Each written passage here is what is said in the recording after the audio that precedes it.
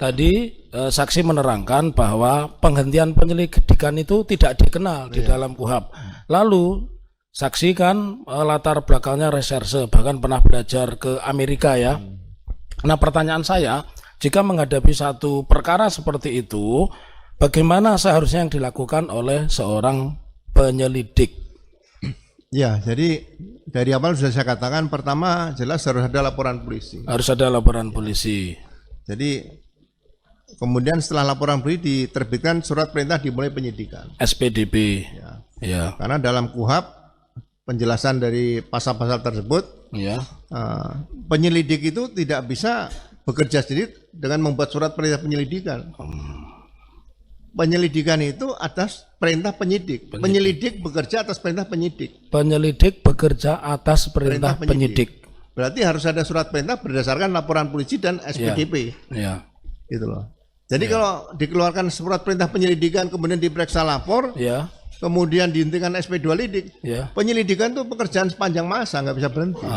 Terima. Jadi pengertian penyelidikan. Kalau intelijen itu bangun tidur melihat batu di tengah jalan, bikin laporan penyelidikan, nggak ada masalah.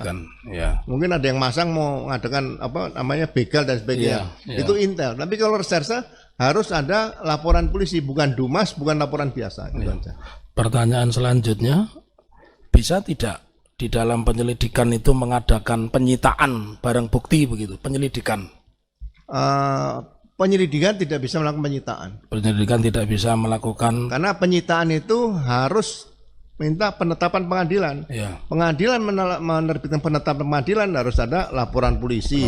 Harus ada surat perintah dimulai penyidikan, terus ada berita acara penyidikan. Itu tidak hal yang mudah, bukan asal ambil kemudian disita, bukan.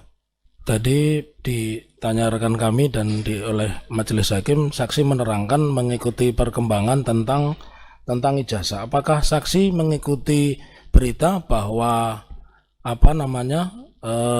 Direktur Badan Reserse Kriminal Mabes Polri, Dirtirpidumnya pada saat itu Brigadir Jenderal Polisi Juhamdani melakukan penyitaan ijazah itu, saksi mendengar ya?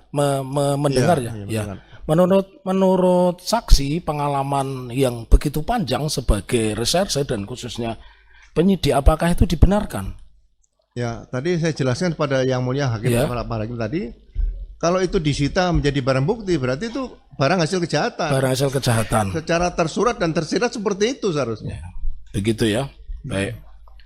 Saya kepada fisik tadi di awal, saksi menjelaskan kepada majelis hakim pernah melihat ijazah itu di platform Twitter atau X Dian Sandi. Pernah. Saya ingin lihatkan apakah foto di dalam ijazah Dian Sandi tadi juga seperti ini. Mohon maaf. P28.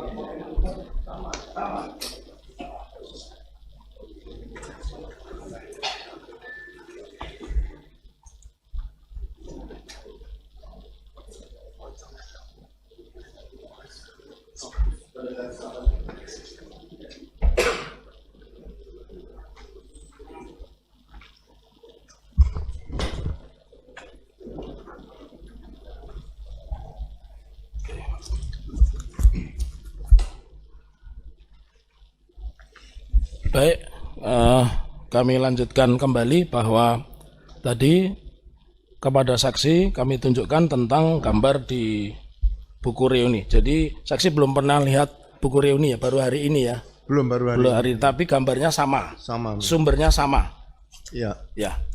Lalu tadi saksi mengatakan secara fisik 2000 berapa yang dipanggil oleh Pak Jokowi? 2015. Ya. Pertanyaan saya, apakah wajah Pak Jokowi sama dengan ada yang di buku alumni ini dan di platform Twitter yang saudara saksi lihat, wajah Pak Jokowi? Beda jauh. Sangat beda jauh. Ya. Jadi sangat berbeda jauh. Monggo silakan rekan lanjutkan.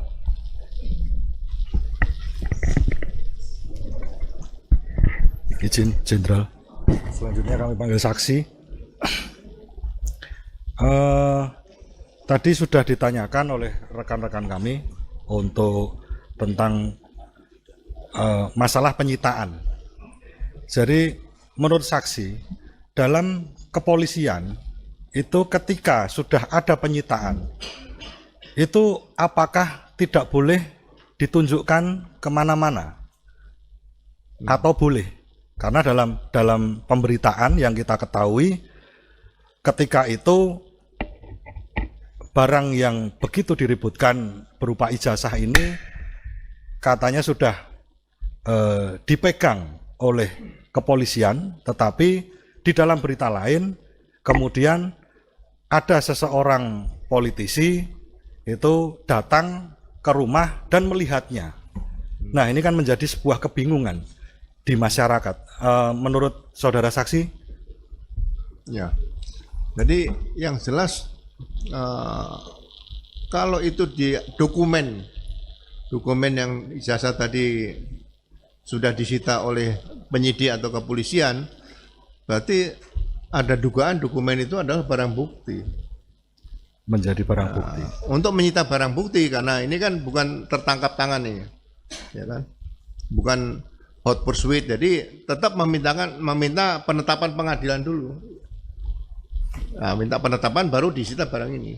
Jadi ini dilema bagi saya, kalau sudah di tangan polisi itu bukan barang, namanya barang bukti seperti itu. Itu yang mungkin harus ditegaskan pada masyarakat. Jadi sekali lagi jangan main-main seperti menyatakan dokumen sudah disita sebagai barang bukti atau dokumen hanya dititipkan. Ini Polri bukan kantor titipan seperti itu. Download Tribun X sekarang, menghadirkan lokal menjadi Indonesia.